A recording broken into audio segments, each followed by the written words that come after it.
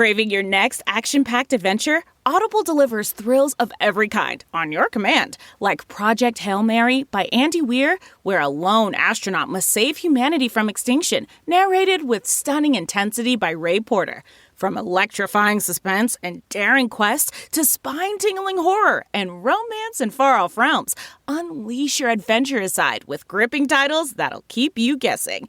Discover exclusive Audible originals, hotly anticipated new releases, and must-listen bestsellers that hook you from the first minute. Because Audible knows there's no greater thrill than the one that speaks to you. Discover what lies beyond the edge of your seat. Start your free 30-day trial at audible.com/WonderyUS. That's audible.com/WonderyUS.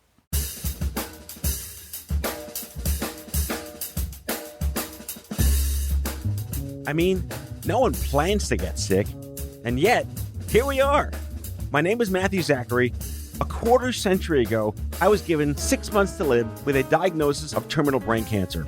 For more than 15 years, I've been ranting and raving on the air about stupid cancer and now stupid healthcare, and I'm just getting warmed up. So let's all go make healthcare suck less together, because you know what?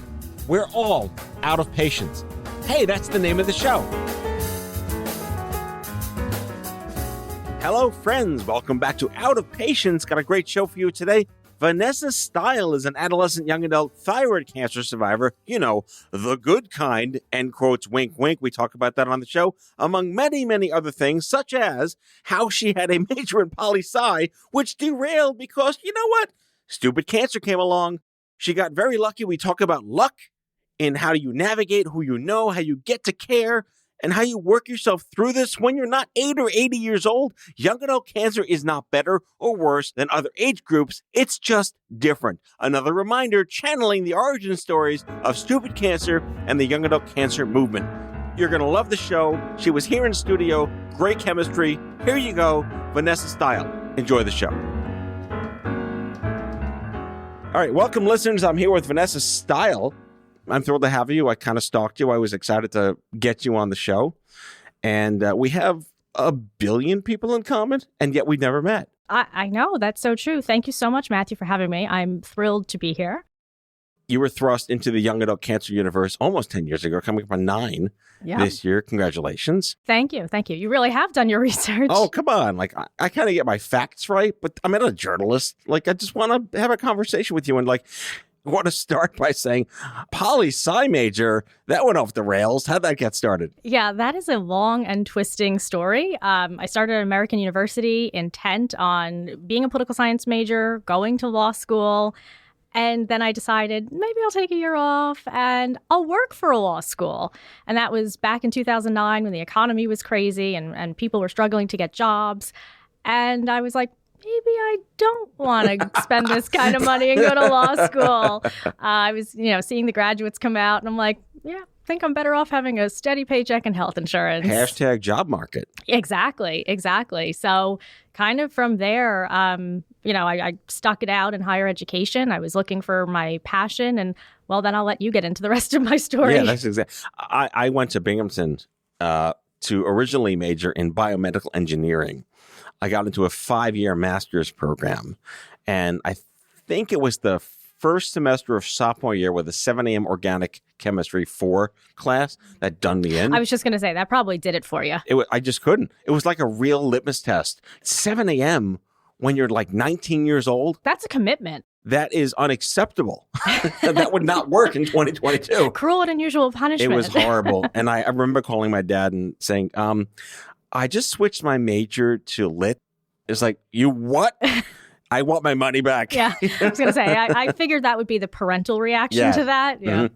I mean, overall, I'm a music major. Like, that's like, who the hell, how did I get into this shit? But like, to your point, when all the shit you didn't expect to have to happen kind of just goes in there and blows everything up, you transform for all the right and wrong reasons. No, it's true. You have your plan, but life might have another plan for you. Yes. So I'm fascinated by the fact that you and I have a lot in common in the sense that you lucked out, that you knew a guy that knew a guy that knew a guy that got you the things you didn't know you needed in the moment you needed them. And it seems like you got what you needed pretty quickly. I was looking at, like, you were at your GYN, blood work, ultrasound, endocrinologist, biopsy. You met Gary and Thika, surgeon bingo, and then you're to surgery. Like, what was the time frame for all of that? Yeah, so the time frame of it actually isn't as seamless as what you described. Right. And Never especially, is. yeah, right. And especially as the patient, it felt like it dragged out forever. Right. So I was actually diagnosed with thyroid cancer in April of 2013, and it was a complete fluke. I had gone to a new gynecologist for what I thought was going to be my routine annual exam, and he had asked if he could perform a neck check, which completely caught me off guard. I had been seeing an ENT for about 15 years at that point, and I'm pretty sure I never had a neck check with them. Right. So I agreed, and the first thing he said was, has anyone ever told you have a nodule on the right side of your thyroid? Shocked. Right. Never heard that before. So I wasn't initially too concerned. My grandmother had a benign thyroid nodule. I knew they could be common. So I kind of listened to him. I was like, oh, blood work, ultrasound, endo something. Right. Sounds straightforward. All right. And then 48 hours later, I think I started to panic. And Yeah. I was like, wait, could this be cancer? Right. So I followed all the next Which, recommendations. by the way, 11 years ago was still kind of boogeyman. Way less boogeyman than it's today. Oh, yeah. No, I totally didn't even know where my thyroid really was, Right. what function it served. I was lost. I was like, endo something. I don't know. Right. I have to go find one of Right. those. Where do I find one of those? So I went for the blood work. I had subclinical hypothyroidism. That's a good amount of syllables right there. Yeah, I'm telling you, I got such an education just from the first few Your weeks. own wiki just built itself. So I'm like, now we need to Google the endo something and the subclinical hypothyroidism. Oh, and I have to go for an FNA biopsy. Gesundheit. Exactly. It was a mouthful. Now imagine having to explain this to all your friends and family and laymen. And if I didn't know, I'm like, do they know where the thyroid is? How much explaining do I have to do? Thigh what? Yeah, exactly. Exactly. And, the amount of people that, once I did have my diagnosis said, well, at least you have the good cancer. I was going to point that out because, working at Stupid Cancer for all those years, it was always like this. I'll put it this way. The breast cancer wars worked. They had die-ins and sit-ins, and they forced the government, they forced pharma to do the right thing to help create systems and reimbursements that were beyond the drug, just help us live. Antiemetics and pain medicines and things like that. Obviously, breast cancer is the sexy cancer, at least it was at the time, with the pink ribbons and the blenders and the pink M&Ms and all the crap that happened out there. And the infighting began within breast. It wasn't like we're all unified about breast cancer. Then it became like, oh, you only had stage 1? And then the good cancer showed up. That's the good breast cancer. And then that translated to, oh, thyroid. Iodine, you're done, right? Yeah, exactly. Not okay. Yeah, no. And that was so jarring right off the bat, even hearing the endocrinologist say, well, it's the good cancer. Right. Now, as an advocate, I say, you know what? The good cancer is the one that you don't get. Yes. That's the bottom line. I mean, there is a sliding scale of least worst. But when you're supposed to be healthy and well at 26, it's hard enough to be 26 when you're well. I've been saying that for 20 years. Exactly. Then shit happens and what do I do? You still go through the same life issues, irrespective of your death fact. Right. And you go through all the same emotions, compartmentalizing, dealing with your disease. So there's so many things that go into a cancer diagnosis. And even with thyroid cancer, there are variants of thyroid cancer. That's a dangerous word these days. That's true. I know. Apologies. But, it's true. There's papillary, which is what most of the thyroid cancer diagnoses are. And usually they're easier to treat and, have a good prognosis. But then you have medullary, follicular, there's just so many different syllables. Yeah, syllables that go on. So, to say, well, at least you have the good cancer. Right. It's not only dismissive, but it's, you just don't even know if that's true for the person's situation. The same happens in blood cancers. There's Hodgkin's and then non-Hodgkin's in young adults. There's ALL is in kids, and that's largely curable. That is the good cancer in kids. Not that there's a good cancer in kids. But Hodgkin's is the good cancer because it's so curable these days. And non-Hodgkin's, sorry, not the good cancer. Yeah, and I think the good cancer sort of misses the mark. It does.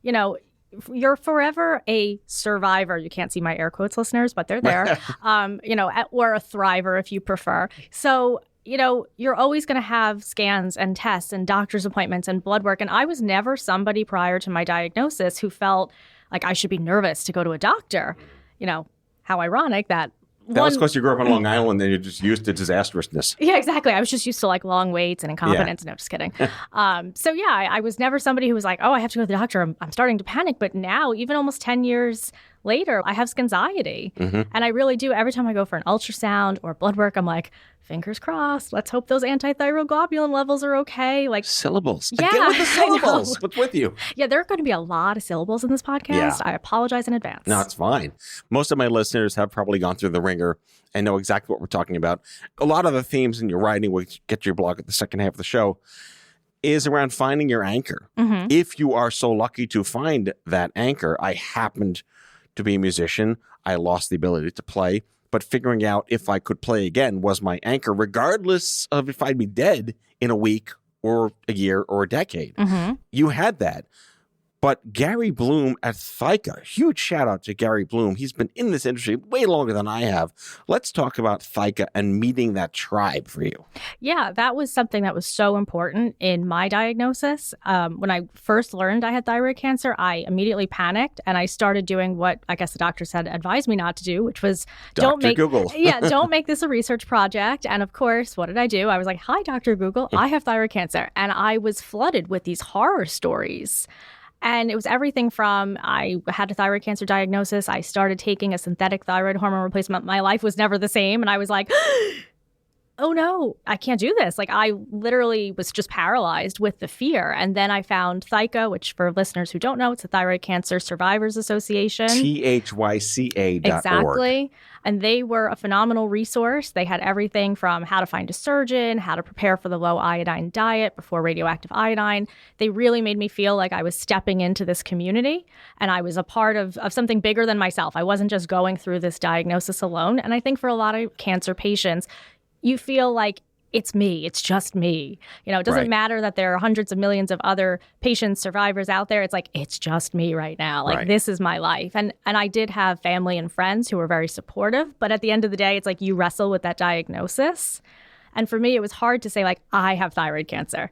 It was like hard to make it personal, like this is happening in my body. So being able to have that community, and Inspire was another one who really, Inspire, great, they were phenomenal. And like I joined their support group. Brian's a good friend of mine, Brian Lowe. Oh, great, yeah. Yeah. And I was able to reach out to other patients and I felt like, okay, I can ask my questions, I can have my voice be heard. And to me, that was really a cathartic moment and something that I knew once I came on the other side of this, that I wanted to give back and I wanted to be that resource and help other patients feel less alone. I had cultivated a lot of resources and relationships through my own diagnosis. And that was something I was like, I want to give back and I want to be able to have someone that can be a sounding board and can kind of understand and empathize with what they're going through. Fun fact of the day, thyroid cancer cases have been increasing by 5.5% per year in the U.S. over the last 10 years, but it's likelier that more doctors are reminding patients to do a neck check and it's being detected earlier. Correct. And population growth. Yeah. And I remember even when I was having my surgery at Weill Cornell, shout out to them because they saved my life and I love them. You know, I remember one of the things the nurses said was now gynecologists are doing more and more neck checks because not everybody sees a primary care. So that's another way that thyroid cancer is being diagnosed earlier.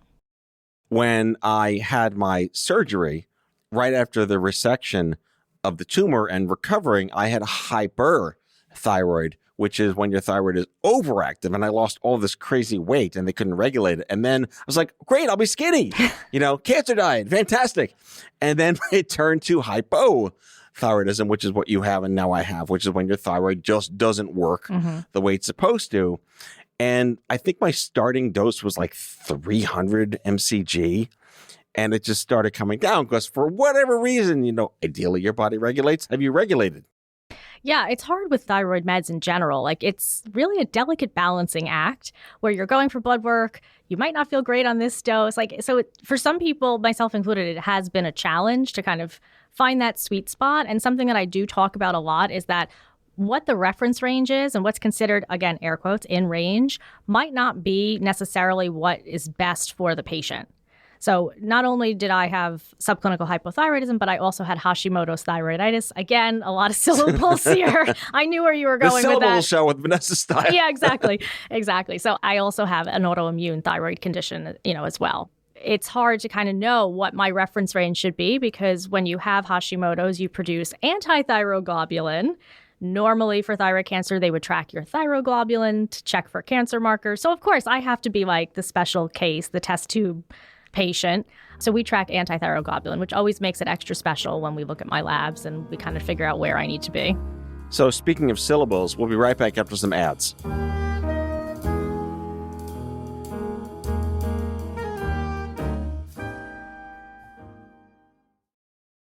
Find yourself looking for a new job or change in career? Monster.com is here to help.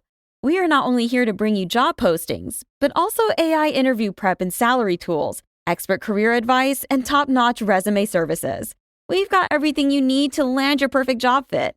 Discover the magic of finding the ideal job with Monster.com. Your future starts now. Visit Monster.com today. Your next job opportunity is just a click away.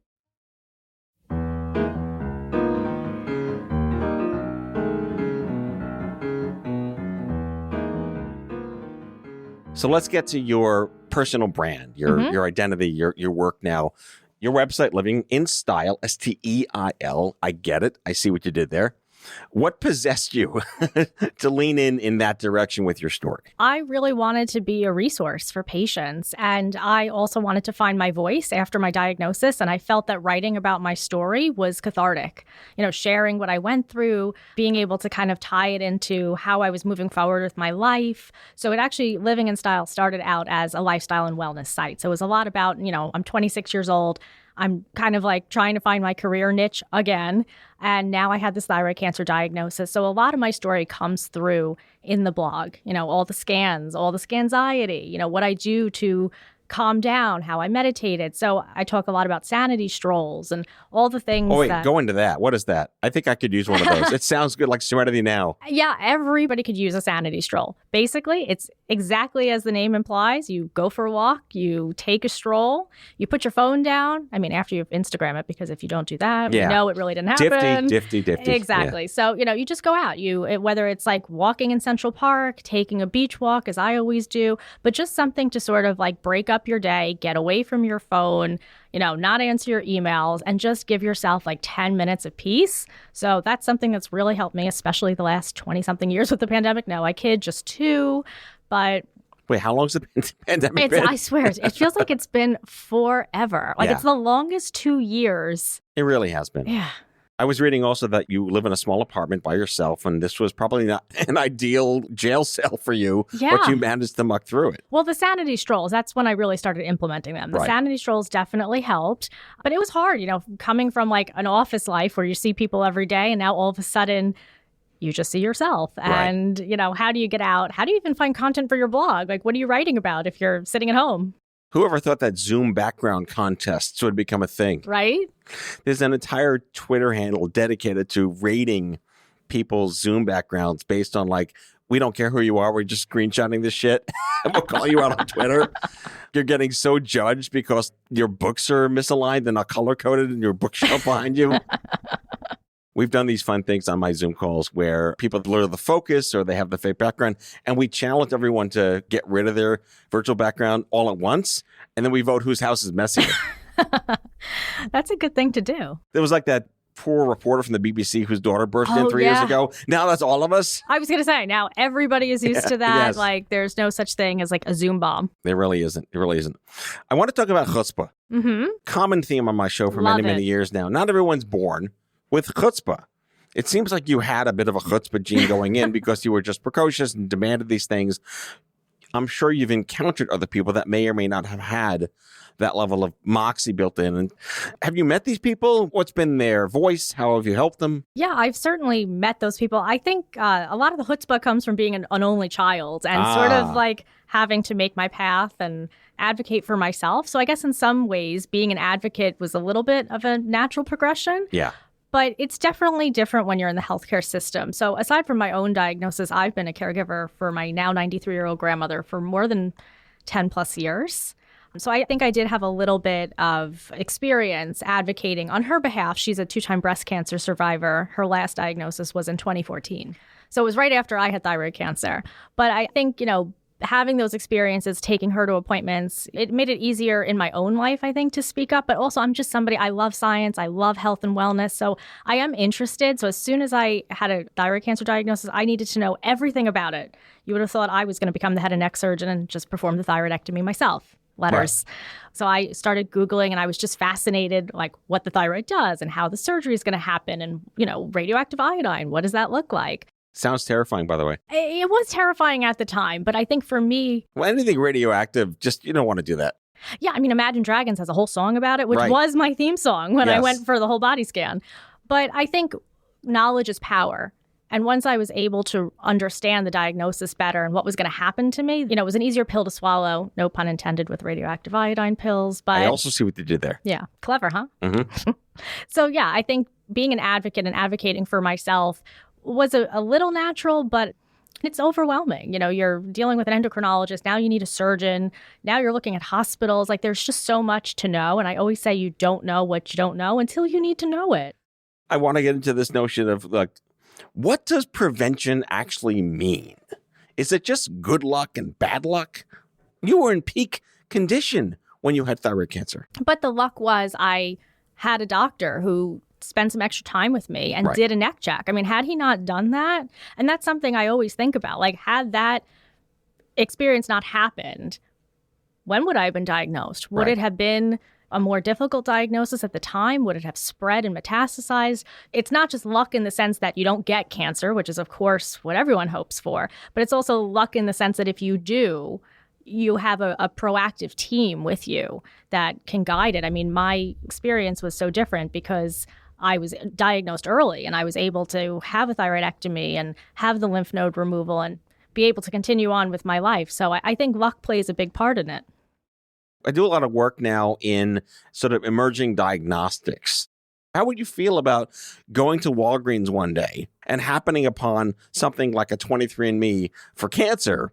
Right? Do I want to know? That's a thing people deal with now. It's true. No, I think it's a very personal decision whether you want to know.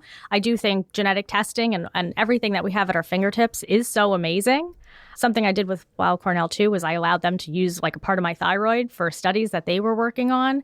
So I think anything that we can do in the future that gives us a better understanding of our health and our bodies are so complex. I'm always amazed by that. Like there's so many things going on in our bodies, good and bad. And look, like having thyroid cancer, I felt fine. I didn't have a lump. I didn't have a hoarse voice. Like I didn't have any signs or symptoms of it. So, by doing a neck check, by having people understand, to ask for a neck check when they see their primary care or to ask for blood work, a whole panel of thyroid labs to be done, that could help people be diagnosed earlier. And it really can also help people take control of their health. Which sweeps directly into what you do as a line of work now. I heard this expression a couple of years ago, like, what is this? A board-certified patient advocate. Talk us through that decision to do this. I actually sat for the board certified patient advocacy exam in November of 2019. And it just came out of me wanting to advocate more for patients. And like I said, I've been a patient myself, now sort of in that survivor stage, but I'm a caregiver and I see the gaps, I see the needs. And something that I've said recently is that we have an aging population. Long-term care and like how are people going to advocate for what's going to be the largest generation in our country as they age? So for me, the progression to become an advocate and really sit for the board certified advocacy exam was how can I help more patients? I'm old enough to remember when like a stay-at-home mom was like, oh, fine, that's great. Until we realized, oh my God, that's a full-time job. But we haven't yet crossed over to this idea of a full-time caregiver is a full-time job. And you refer to this as the invisible workforce. I love that. Yeah, it's not my terminology on it. I actually refer to what I do right now as caregiving 2.0, but the invisible workforce really is a term that's getting coined because you have more than 50 million Americans in this country who are caregivers. You have around 10 million Americans who are millennial caregivers. So you have all of these people in these caregiving roles. And how do you work full time? I'm doing almost 100 hours a month as a caregiver to my grandmother who's in a nursing home. So I think that just goes to show, even in these care facilities, the role of the caregiver is still a very strong role. I'm there every night doing dinner with her, checking on meds, it's a lot. So I think moving forward, how can we help more people and how can we provide support to caregivers? Because it really is a full-time job. So, final question. How do you feel about military terms in cancer? It's funny. It's something I've had so many discussions about it, and I know it's a very personal feeling about it. I like wellness warrior. I use that a lot. I find warrior to be an empowering term. I'm not particularly crazy about losing the battle, fighting the battle. Right. Things like that sort of don't really land too well. But I think anything that's empowering. But it brings back the point of how we talk about cancer, referencing something as the good cancer. Right. Saying they lost the battle with cancer. Because they didn't fight hard enough. Right, exactly. So I think we need to be really careful with the terminology that we use when we frame the conversations around cancer and for patients. Whatever you feel empowers you, that's what you go with. I think it's fantastic. Vanessa Steil is an adolescent and young adult thyroid cancer survivor, a board-certified patient advocate, community engagement manager, advocate, blogger, livinginstyle.com. We'll put links in the description. Thank you so much for coming on the show. Thank you so much, Matthew, and for everyone listening. It's been great to be here. That's all for now. If you like the show, be sure to subscribe, leave a review on Apple Podcasts, follow us on social, and tell all your friends to listen. Tell us what you'd like Matthew to cover in his next episode by leaving a message for us at 855-AUDIO-66, and we might just use it in a future show. Out of Patients is a product of Offscript Health. We are a healthcare engagement company built for patients and caregivers by patients and caregivers. Our executive producers are Matthew Zachary and Andrew McDowell. Our senior producer is Betsy Shepard. Our host is Matthew Zachary. It is recorded, mixed, and edited by Betsy Shepard. For advertising and media inquiries, email media@offscript.com. That's media@offscript.com. For more information, visit offscript.com.